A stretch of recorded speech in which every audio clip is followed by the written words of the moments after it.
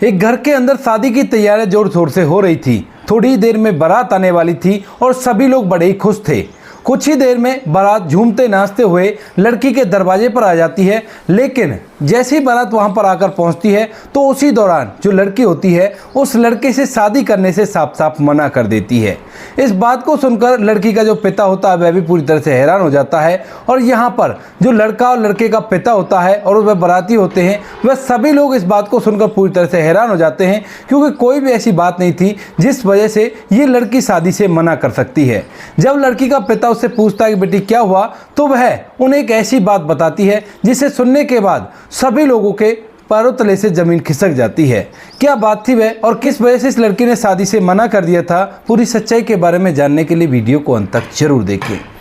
मध्य प्रदेश के एक छोटे से गांव के अंदर एक संगीता नाम की लड़की रहा करती है। संगीता जिसके माता पिता बहुत ज़्यादा गरीब हैं, पिता मेहनत मजदूरी किया करते हैं और जो माँ होती है वह दूसरों के घरों में काम किया करती है। उनके पास बिल्कुल भी कोई भी पुश्तैनी ज़मीन नहीं है, लेकिन जो संगीता है वह उसे पढ़ा लिखा कर एक बड़ा अधिकारी बनाना चाहते हैं। संगीता उनकी इकलौती संतान है, क्योंकि संगीता होने के बाद डॉक्टर साहब ने मना कर दिया था कि जो संगीता की माँ है अगर वो और बच्चा पैदा करेगी तो उसकी जान को खतरा हो सकता है। संगीता के पिता संगीता की माँ से बहुत ज़्यादा प्यार किया करते थे, तो उन्होंने इसी लड़की को पालने पोसने का फैसला किया था और सोचा था कि बेटी को पढ़ा लिखा कर एक बड़ा अधिकारी बना देंगे ताकि वह हमें भी अपने साथ रख सके और कोई भी आपत्ति का सामना हमें ना करना पड़ सके। इसी तरह से जो माता पिता होते हैं वो मेहनत मजदूरी करके बेटी को पढ़ा लिखा रहे थे और बेटी भी पढ़ने लिखने में काफ़ी ज़्यादा होशियार थी। जैसे ही संगीता 12वीं क्लास में होती है तो 12वीं क्लास का जब उसका रिजल्ट आता है तो वह पूरे डिस्ट्रिक्ट को टॉप कर देती है और यह बात चारों तरफ फैल गई थी। जब संगीता ने पूरे डिस्ट्रिक्ट को टॉप कर दिया था, ऊपर से वो लड़की थी, तो इसी वजह से पास ही के शहर से एक बहुत ही अच्छे कॉलेज से संगीता के लिए स्कॉलरशिप का ऑफर आता है और उसके बाद जो संगीता होती है उसे भी वह कॉलेज बड़ा ही अच्छा लगता है और वह भी इस बात के लिए हामी भर देती है। यहाँ पर जो संगीता होती है उसका उस कॉलेज में एडमिशन हो जाता है बिना फीस के और इस बात को देखकर माता पिता और भी ज़्यादा खुश होते हैं। लेकिन उस कॉलेज के अंदर ज़्यादातर अमीर घरों के लड़के पढ़ा करते थे और लड़कियाँ पढ़ा करती थी। यहाँ पर जो संगीता होती है वही बस स्कॉलरशिप के आधार पर यहाँ पर एडमिशन ली थी। इसके बाद संगीता ग्रेजुएशन करने लगती है और वहीं पर जो उसके माता पिता होते हैं वो उसे बहुत ज़्यादा मोटिवेट किया करते हैं कि बेटी पढ़ लिख कर तुझे एक बड़ा अधिकारी बनना है ताकि हमारा नाम रोशन हो सके। संगीता भी इसी तरह से पढ़ाई कर रही थी, लेकिन उसी कॉलेज के अंदर एक लड़का पढ़ा करता है जिसका नाम है अनुराग। अनुराग जिसके पिता के पास ठीक ठाक रुपया पैसा है, कोई भी दिक्कत नहीं है और वह देखने में भी काफ़ी ज़्यादा हैंडसम है। जो अनुराग होता है वह जैसे संगीता को देखता है तो देखता ही रह जाता है, क्योंकि संगीता देखने में काफ़ी ज़्यादा खूबसूरत थी और कॉलेज के सभी लड़कों की नज़र संगीता के ऊपर टिकी हुई थी। इसके बाद जो अनुराग होता है उसे वो कुछ ज़्यादा ही पसंद आ जाती है और वो कैसे भी करके संगीता को प्राप्त करना चाहता है। इसीलिए जो अनुराग होता है वह संगीता के आगे पीछे घूमने लगता है, तरह तरह से उसे इम्प्रेस करने की कोशिश किया करता। लेकिन स्टार्टिंग में जो संगीता होती है वह उसकी तरफ बिल्कुल भी ध्यान नहीं देती और जो अनुराग होता है वह अपनी कोशिशों को करता रहता है और उसे लगता है कि शायद हो सकता है ये मेरे हाथ ना आए। इसके बाद भी वह कुछ दिनों तक और ट्राई करता है, लेकिन यहाँ पर जो संगीता होती है जब अनुराग को ज़्यादा ही कोशिश करता है तो उसे अनुराग की बातें अच्छी लगने लगती हैं, उसका उसके आसपास घूमना अच्छा लगने लगता है। यानी कि यहाँ पर अनुराग जो कोशिश कर रहा था वो कोशिश से उसकी कामयाब होने लगती है। धीरे धीरे कुछ समय और बीतता है और जैसे ही यहाँ पर इस कॉलेज में पढ़ते हुए संगीता को 1 साल बीतता है तो 1 साल के अंदर जो संगीता होती है वह अनुराग से पूरी तरह से प्यार करने लगी थी। यहाँ पर जो अनुराग है वह भी उससे प्यार का दिखावा करता है, लेकिन जो संगीता थी वह उसे सच्चा प्यार किया करती थी। धीरे धीरे कुछ समय बीतता और कुछ समय के अंदर ये बात पूरे कॉलेज में पता चल जाती है कि संगीता और अनुराग एक दूसरे से प्यार किया करते हैं, यानी कि यहाँ पर सभी को इन दोनों के बारे में पता चल गया था। अब जब दोनों के बारे में सभी को पता चल जाता है तो उसके बाद जो अनुराग होता है वह एक दिन संगीता को एक एकांत जगह में मिलने के लिए बुलाता है। वैसे तो वो कई बार मिलते जुलते रहा करते, कॉलेज में भी मिला करते, लेकिन यहाँ पर जो जगह थी वो बिल्कुल एकांत थी और संगीता को वहाँ पर अनुराग ने बुला लिया था। अनुराग के कहने पर जो संगीता होती है वह वहाँ पर चली जाती है। वहाँ पर जाने के बाद जो संगीता होती है वह अनुराग से बातचीत करने लगती है है, लेकिन यहाँ पर जो अनुराग होता है बातचीत को कुछ और आगे बढ़ाना चाहता है। अब इस बात को सुनकर जो संगीता होती है वह उससे मना करने लगती है, कहती है कि नहीं अनुराग, हमारे बीच में जो कुछ भी होगा शादी के बाद ही होगा, उससे पहले हमारे बीच में कुछ भी नहीं होना है। अब इस बात को सुनकर जो अनुराग है वो उससे कहने लगता है कि शादी भी मैं तुमसे ही करूंगा, तो फिर इसमें बुराई क्या है, कोई बात नहीं, हो लेने जो हो रहा है। तो यहाँ पर जो संगीता है वह साफ साफ मना कर देती है, कहती है कि नहीं, शादी से पहले कुछ भी नहीं होगा। अब इस बात को सुनकर अनुराग को एकदम से गुस्सा आ जाता है और गुस्से में असलियत उसके मुंह से निकल जाती है।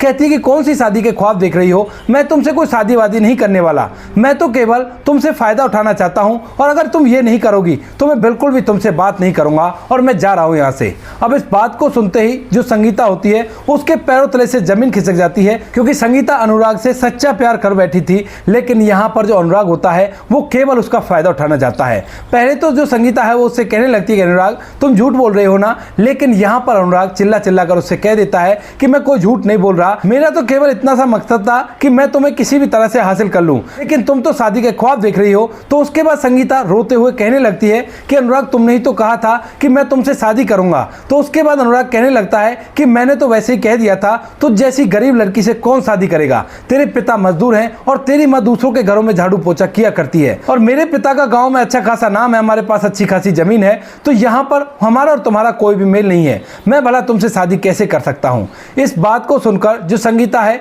वो एकदम से चुपचाप सी खड़ी रह जाती है, और इसके बाद जो अनुराग होता है वहां से वापस लौट आता है। अब जब संगीता ये बात सोचती है कि उसके और अनुराग के बारे में पूरे कॉलेज में पता है, लेकिन जब क्या होगा, जब लोगों को पता चलेगा कि अनुराग केवल इसका फायदा उठाना चाहता था, तो ये तो बहुत ही बुरी बात होगी। ये बात अंदर ही अंदर संगीता को तोड़ने लगती है, और इसके बाद जो संगीता होती है वहां से वापस अपने घर लौटने लगती है, और रास्ते में उसके एक नदी पड़ती है। नदी के ऊपर एक पुल बना हुआ था, और जैसे ही संगीता उस पुल के पास पहुंचती है तो उसके बाद उसके मन में गलत तरह के विचार आने लगते हैं, और वह सोचने लगती है कि ऐसी जिंदगी से अच्छा है कि अपने आप को इस दुनिया से मिटा देती हूँ। यही सोचकर संगीता पहले तो पुल के किनारे खड़ी होती है, और फिर उसके बाद थोड़ी देर कुछ सोचती है, और सोचने के बाद डायरेक्ट नदी में छलांग लगा देती है। जैसे वो नदी में छलांग लगाती है तो वहीं नदी किनारे एक लड़का जिसका नाम प्रदीप होता है वह बैठा हुआ था और बहुत कुछ सोच रहा था, लेकिन जैसे ही लड़की छलांग लगाती है और उसकी आवाज उसके कानों में जाती है तो वह एकदम से देखता है, और देखने से उसे संगीता दिख जाती है। वह बिल्कुल भी एक पल भी नहीं गवाता है और फौरन से संगीता की तरफ छलांग लगा देता है, और उसके बाद उसे बाहर निकाल कर ले आता है। यहाँ पर जब संगीता को बाहर निकाल लेता है तो वह उससे कहने लगती है कि रहने दो, तुमने मुझे क्यों बचाया, मैं इसी लायक हूँ और मुझे ऐसा ही हो जाना चाहिए। लेकिन यहाँ पर जो प्रदीप है वो उसे समझाने लगता है, कहता है कि क्या हुआ ऐसा जो तुम इस तरह से अपनी जिंदगी को खत्म करना चाहती हो, ऐसा करना बिल्कुल भी ठीक नहीं है, ऐसा करते हैं तो ऊपर वाला भी माफ नहीं किया करता। लेकिन तभी संगीता रो रो कर उसे अपनी पूरी कहानी सुना देती है, कहती है कि तुम ये बताओ, जब मेरे साथ इतना बड़ा धोखा हो गया तो मेरा जीने का क्या फायदा। अब यहाँ पर प्रदीप जब उसकी पूरी बात को सुन लेता है तो एकदम से हंसने लगता है और कहता है कि इसी को तुम धोखा कहते हो, अभी तो तुम्हारी जिंदगी में बहुत कुछ बचा हुआ है। उसके बाद संगीता प्रदीप को मुस्कुराते हुए देखकर सोच विचार में पड़ जाती है और कहने लगते हैं कि क्या मतलब तुम्हारा। तो वो कहने लगता है कि अच्छा मुझे एक बात बताओ कि तुम्हारे माता पिता का सपना क्या है और वो तुम्हें क्यों पढ़ा रहे हैं। तो उसके बाद जो संगीता होती है वो बता देती है कि मेरे माता पिता मुझे सरकारी नौकरी लगना देखना चाहते हैं और उनकी तो इच्छा है कि मैं कोई बड़ा अधिकारी बनूं। तो उसके बाद प्रदीप कहने लगता है कि ठीक है, ये बात ठीक है, लेकिन ये बताओ कि अनुराग से तुम्हारी मुलाकात कितने दिन पहले हुई थी। तो उसके बाद संगीता बताती है कि यही को तकरीबन 6 महीने पहले। तो कहने लगता है कि तुम्हारे माता पिता ने बचपन से तुम्हें पाल पोस कर बड़ा किया है और उन्होंने तुम्हारे लिए सपना भी देखा है, लेकिन तुम 6 महीने की मुलाकात के ऊपर उनके सारे सपनों को तोड़ना चाहती हो, ये कौन सा इंसाफ है। इस बात को सुनकर ये बात संगीता के दिमाग में भी बैठने लगती है और तभी जहां पर जो प्रदीप होता है संगीता को अपने बारे में बताने लगता है। कहने लगता है कि देखो मुझे ही देख लो, मैंने पढ़ाई लिखाई भी अच्छी खासी की है, लेकिन पढ़ाई लिखाई करने के बाद मैं अपना काम किया करता हूं। हालांकि ना तो मेरे माता पिता है ना ही कोई भी है। ये काम जो तुम करने की सोच रही हो, इस काम के बारे में मेरे कई बार दिमाग में आया था, लेकिन मैंने कभी भी इस हद तक जाकर इस बात को नहीं सोचा जितना कि तुमने सोच लिया, क्योंकि मेरा इस दुनिया में कोई भी नहीं है। फिर भी देखो मैं अच्छे से कमा रहा हूं और अपना काम किया करता हूं। जब भी कभी मन उदास हुआ करता है तो यहां पर नदी के किनारे आकर बैठ जाया करता हूं, क्योंकि बहते हुए पानी पानी के साथ साथ मेरी सारी टेंशन भी बह जाती है और इसी वजह से मैं यहाँ पर आकर आराम किया करता हूँ। अब इस बात को सुनने के बाद संगीता की समझ में ये बात आ जाती है कि ये दुनिया किसी के जाने से नहीं रुका करती और ये तो अपनी गति अनुसार चला करती है। इंसान को अपना अस्तित्व खुद को ही कायम करना पड़ता है और यही बात सोचकर जो संगीता होती है वह अपना ये प्लान कैंसिल कर देती है और उसके बाद घर जाने के बारे में सोचने लगती है। वह घर जाने के बारे में सोचती है लेकिन उसके कपड़े भीगे हुए हैं और शाम भी हो चुकी है क्योंकि जो घर जाने का टाइम था वो निकल चुका था और अब तक तो माता पिता उसे इधर उधर ढूंढने लगेंगे। अब इस बात को सोचकर वह थोड़ी देर के लिए थम जाती है। तभी प्रदीप उसे पूछता है कि क्या हुआ, तो यहाँ पर जो संगीता है वो कहने लगती है कि अब मैं घर कैसे जाऊं क्योंकि मुझे काफी देर हो गई है, काफी देर से मैं इधर उधर सोचती हुई घूम रही थी और उसके बाद मैंने ये सब कुछ कर लिया। अब मैं घर जाऊंगी तो माता पिता मुझे ढूंढ रहे होंगे तो उन्हें क्या बताऊंगी कि किस वजह से मेरे कपड़े भीग गए और क्या हुआ ये। तो उसके बाद जो प्रदीप होता है वह कहने लगता है कि चिंता मत करो, मैं तुम्हारे साथ चलता हूं और कोई भी दिक्कत नहीं है,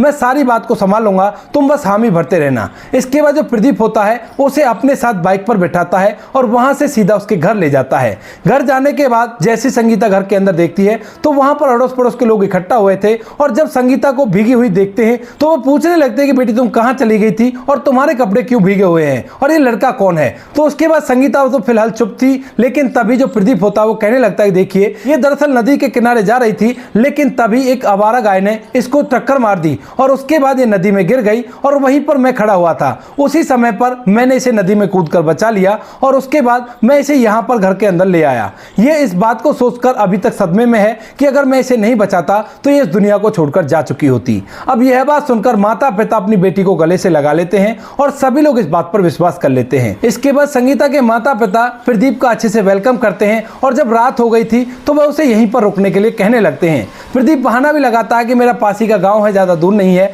लेकिन यहाँ पर संगीता के माता पिता उसे रोक लेते हैं। प्रदीप यहीं पर रुक जाता है और धीरे धीरे ये रात भी बीत जाती है। इसके बाद जो प्रदीप होता है उसका उसके घर तक का आना जाना हो जाता है और वह बार बार आकर संगीता को समझाया भी करता है कि अच्छी तरह से पढ़ाई लिखाई करो, अगर कोई भी परेशानी आए तो मुझे बता देना। संगीता भी सब कुछ छोड़कर अपनी पढ़ाई लिखाई में लग जाती है और धीरे धीरे करके 4 साल कंप्लीट हो जाते हैं और यहाँ पर जो संगीता होती है उसकी ग्रेजुएशन कंप्लीट हो गई थी और उसने कई सारे टेस्ट दे रखे थे सरकारी नौकरी के लिए। तभी अचानक से 4 साल बाद अचानक से उसका एक रिजल्ट आता है जिस रिजल्ट को उसने पास कर दिया था और पास करने के बाद उसकी सरकारी नौकरी लग गई थी। संगीता की सरकारी नौकरी लग गई थी और सरकारी नौकरी लगने के बाद जो संगीता होती है वह बड़ी खुश होती है और इस खुशी को प्रदीप और अपने परिवार के साथ सेलिब्रेट करती है। अब तक प्रदीप ने उसका बहुत ज्यादा हौसला बढ़ाया है और उसे तरह तरह के फॉर्म के बारे में बताया है। यहाँ तक कि जब कभी उसके पास पैसे नहीं हुआ करते फॉर्म भरने के लिए तो प्रदीप खुद से उसे पैसा दे दिया करता क्योंकि उसका एक ही सपना था कि किसी भी तरह से जो संगीता है